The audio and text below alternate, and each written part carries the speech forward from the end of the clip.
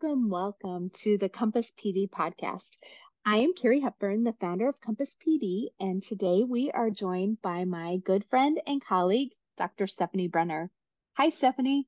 Hi, how are you How are you? doing? I'm good. I'm good. How are you? I'm well. Excited to be here today. I'm glad to have you today. Do you have anything fun happening in your life right now? I do. This year, my oldest son, Kyle, is a senior, and we're doing all of the crazy senior things. But this weekend, we are going to be taking his senior pictures. Oh, I know. It's an exciting thing to think about, but it's bittersweet. Yeah. it's kind of like there's so many fun things, and you can see them getting ready for their next phase of life, and they're really ready Yeah. this year for that next phase. You feel like everything's the last this, the last that.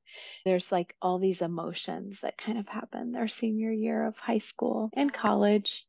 Yeah, we're definitely in that. It's the last, Yeah. and so it's a bittersweet time. Mhm. But I do have where my husband and I are going to be taking a trip to Savannah, Georgia soon. And I've spent a little bit of time here recently learning about Savannah, Georgia. I didn't know it's got such huge history behind it, and there are so many things that make the city unique. So it's been kind of cool to plan that trip after knowing some of the history that lies within Savannah.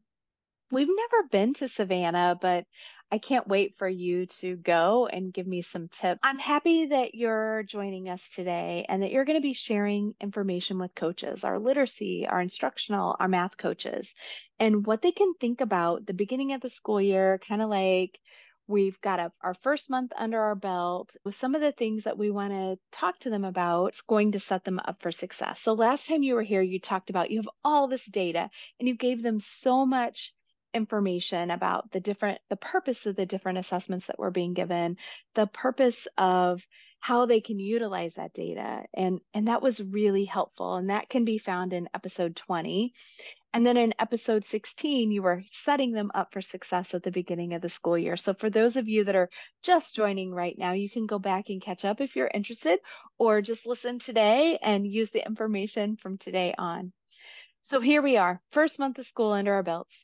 Coaches are preparing for October. What are some things that they need to have on their radars as a coach right now? The thing that comes to mind most when I think of October are difficult conversations. Mm. We've got data, we've got all the things really starting to happen, and we've been watching.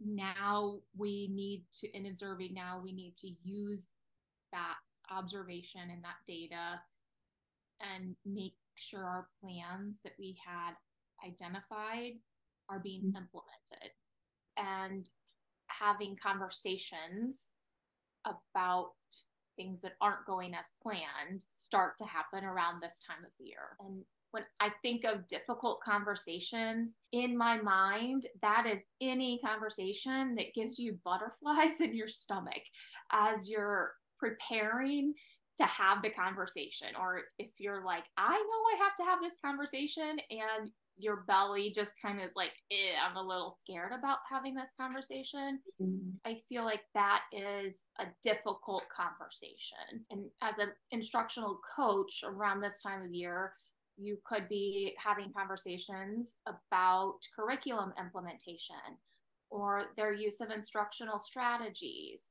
student data. Mhm. And also, as an instructional coach, you might need to start having conversations with your administrator. By all means, conversations with your administrator about how your goals are going, how your work with teachers is going, can cause a lot of butterflies to Yes. happen. So I feel like that's the thing to be ready for, or preparing for conversations that you might need to have. Any type of conversation that gives you those butterflies, I feel like there are important things to keep in mind as a foundation for that conversation. One is to remember that being clear is being kind, and totally stealing Brene Brown's words there. She's just like, I think that just resonates with a lot of people. Mm-hmm.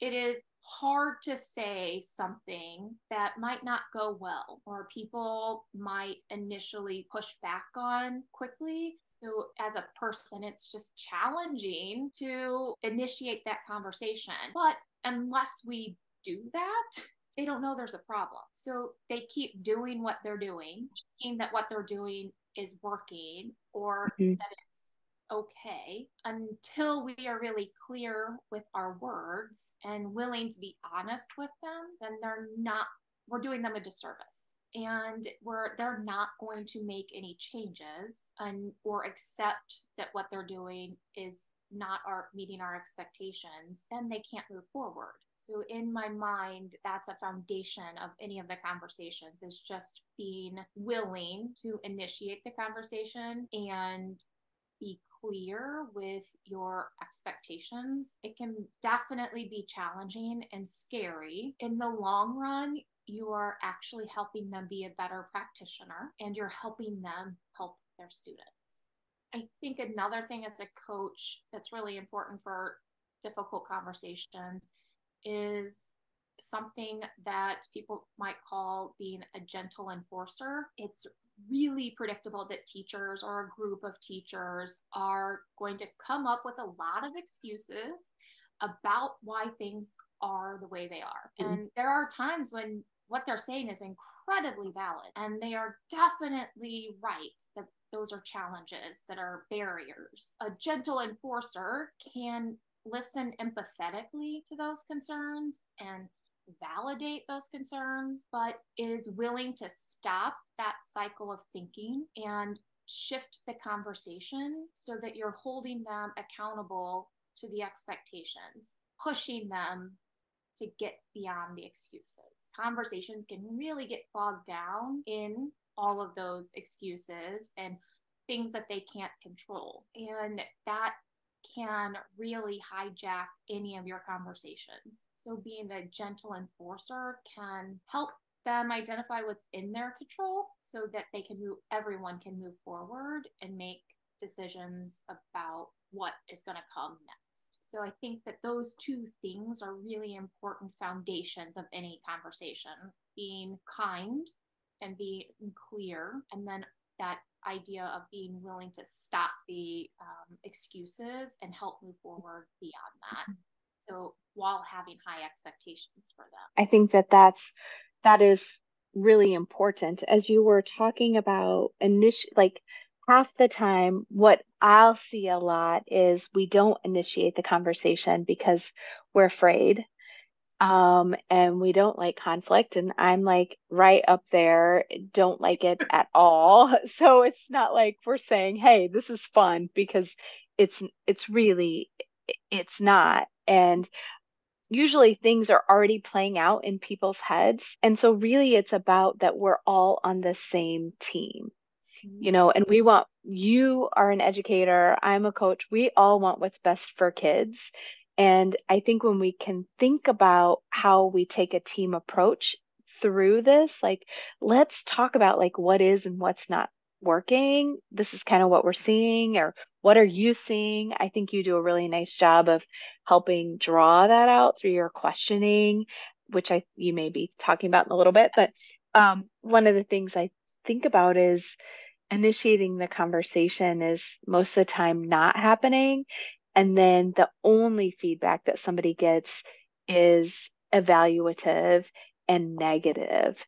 So this is a much healthier approach. And for somebody who has been in a situation where it's very evaluative, or been negative, or they've been yelled at or shamed in front of people, any of that, you have to be really thoughtful and intentional as a coach, because of that relationship piece of making sure they feel safe and protected walking into these conversations. So I definitely agree with what you're saying, that it doesn't often happen. As a coach, what I see is when we're not willing to initiate the conversation, as leaders, we get frustrated that Mhm. people aren't doing what we're expecting.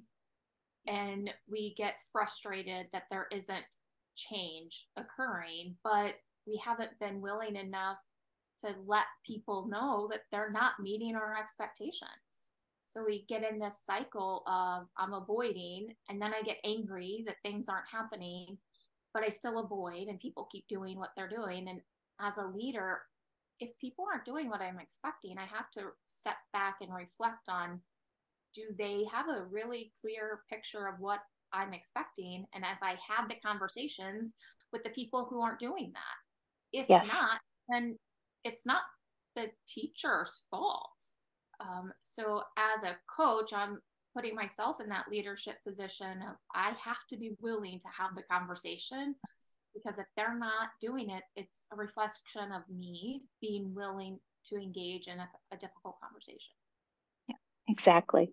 We see too many times, and Mm-hmm. this has caused the negativity about coaching or about data, where data is weaponized against somebody or a team, and really that could have been taken care of way earlier in a much healthier way. Yeah. That feeling, that emotion, it doesn't just go away. You can heal from it, but it requires a lot of vulnerability on everyone's part.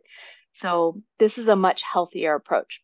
Having conversations can definitely be a trigger for people. When it's time to have a conversation, before having the conversation, as a coach, I'm always keeping in mind what are the beginning steps of initiating the conversation. I always am stopping or sending I'll talk to somebody ahead of time or send them an email ahead of time and say, hey, I need to talk to you about fill in the blank. Mhm.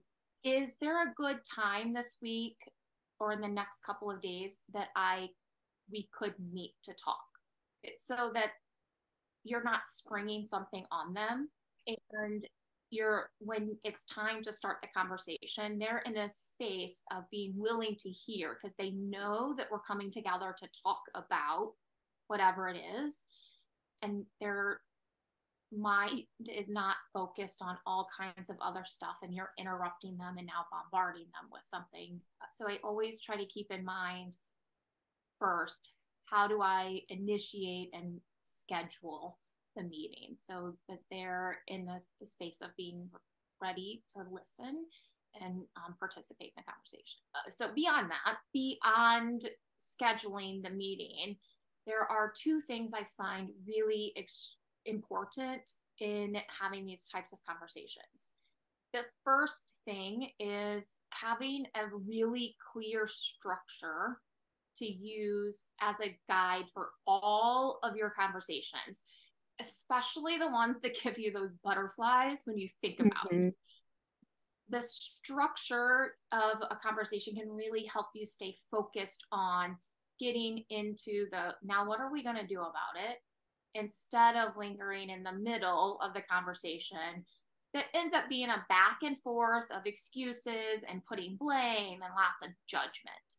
Yeah, teachers need to get that out. There's a time and place for it. Yeah. However, if you don't have a good structure, that part of the conversation will take up the entire time that you have set aside Yeah. for your conversation. A good structure can help you plan and implement the difficult conversation so that you can get to the part of now what are we going to do about it and how Mhm. can I help you. There are two resources I rely on all the time for this. The first one is Quiet Leadership by David Roth. The second one is The Coaching Habit, Say Less, Ask More to Change the Way You Lead Forever by Michael, I always mess up his name, Yeah. Michael Bungay Stanier or Stanier. I'm not sure, but I, if somebody knows how to say it, I would love for them to teach me how to say it. Because They'll help us out. I refer to this book all the time. Those two books are wonderful resources because they provide a cycle that most conversations can follow Mm-hmm. that gets teachers doing more talking and teachers coming up with ideas on their own. Yeah. So it's less about me, the coach, needing to be the know-it-all and me, the coach, being the decision maker. It's not about you pleasing me with the types of the conversation, the way it flows. Mm-hmm. Though the cycles that they provide puts the action back on the teacher. Mm-hmm. And then that makes it to where they're more likely to implement. Yes. Because they've come up with it. I think that the easiest structure to implement right from the get-go is the structure that we would use in a conference with students. And after all, like one of my favorite things that was told to me as a coach from another coach was, Stephanie, stop talking to the kids. The teachers are your students.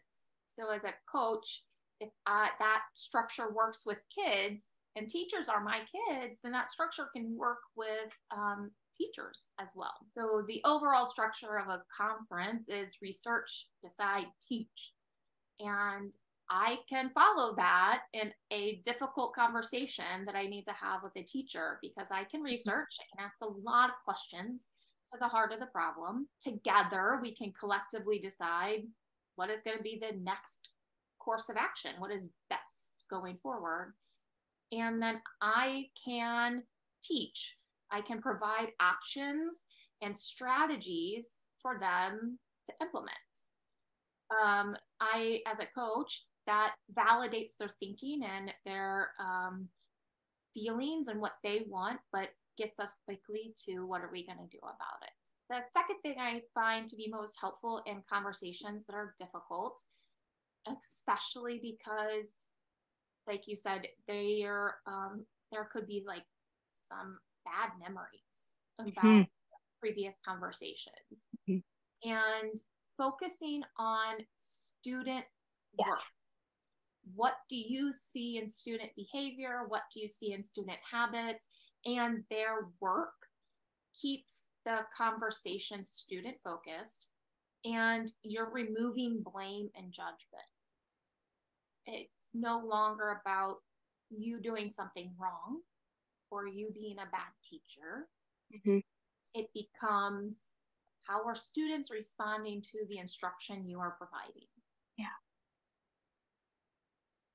So as we're entering these conversations, being ready with student work, being ready with examples or evidence that you have of what students are doing during instruction to help you support your thinking and suggestions is something to help you plan for that conversation. So what kind of a multitude of examples can you have like in your back pocket so that it can help you facilitate the conversation in a productive way? And it's not you only saw this one time or this only happened one time. You have a lot of things.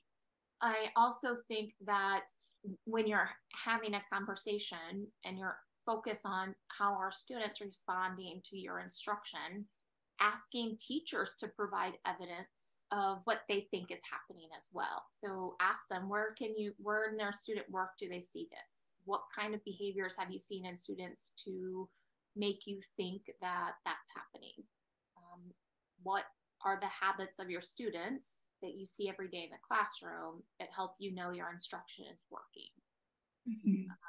I think that's another way of helping them accept the current reality of what is happening in the classroom.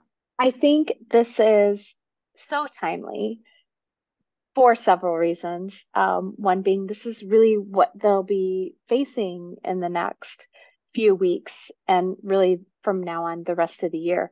And I think that a coach has an opportunity how to model what a difficult conversation looks like. And it's not something that people are really taught, and it's really hard. So we let the emotions get out of control. So you giving them some really helpful things to consider, like being clear is kind, have the conversation because that's kind. Thinking about the structure of the conversation is really important and making sure that it's a safe space. And the term gentle enforcer, I also use the term when I'm working with teachers like warm demander. We'll talk about it's important to be a warm demander. It's in this difficult time. Douglas Reese talks about when things are like awkward, that's when we all make the most growth. And so I try to remind myself of that when it's like, I don't like how this feels. I don't like how this feels. But it's in that time that not only are we as coaches, but the teacher themselves that we're coaching is making the most growth too. So in my head, I have to remind myself that. And I even write down on strategically placed parts of where I'm taking notes, like breathe, breathe, just little reminders for myself. As we think about this, our coaches are going to be walking into lots of predictable problems during this time of year. Um, I think a predictable problem that's going to be coming up in late September, beginning of October, or even late October, um, are the conversations that teachers are going to have to start having with parents. Mm-hmm. So I always think of October as like parent teacher conference time. Because Yes. it tends to be a couple, or we're 8 to 10 weeks after school has started, and now it's time for updating parents, and that can be really scary for teachers. They feel like they have to justify their assessments or justify their thinking about their students or their child's progress and where they lie in the continuum of expectations. Yes. That's really scary for a lot of teachers. Even veteran teachers sometimes get nervous about having those conversations.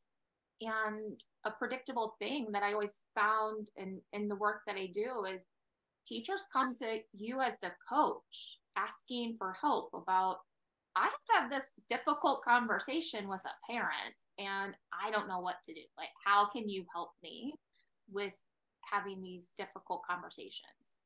The tip that I give teachers most is that they need to spend time identifying a lot of examples that provide parents a visual of what they're talking about.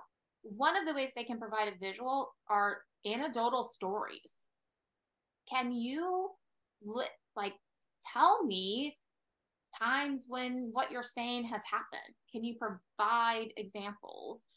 One of my favorite parent teacher conferences as a parent, the teacher had scenario after scenario after scenario of things that had happened with my kid. My husband walked out of that conference. It was like, I think she knows Kyle better than we know Kyle. So we were willing to listen to all of the things Yes. because she could provide a lot of stories about my kid. Yes. So I always think that preparing those ahead of time is really helpful. Mm-hmm. My favorite thing to recommend is to have examples of student work. And that work could be writing samples or a book that they are currently reading, and having examples of what the expectation is. Mm-hmm. So could you have a grade level text? Could you have an example of a piece of writing that is meeting the expectation? Mm-hmm. Because what that does is immediately parents can see literally where their student lies against the expectation. Yes. Parents don't understand the jargon that we use, and they don't necessarily understand all the rubrics we're going to share with them. Mm-hmm. But they can look at things and see quickly how their child ranks next to the expectation without needing to use the jargon. And when that visual is there, you don't have to justify your assessment Right. because they can see it. Right. This is incredibly effective for parents because at the end of the day, parents just want to know, do you know my kid? Yes. How can you prove to me that you know my student individually compared to the other kids in your class? Mhm.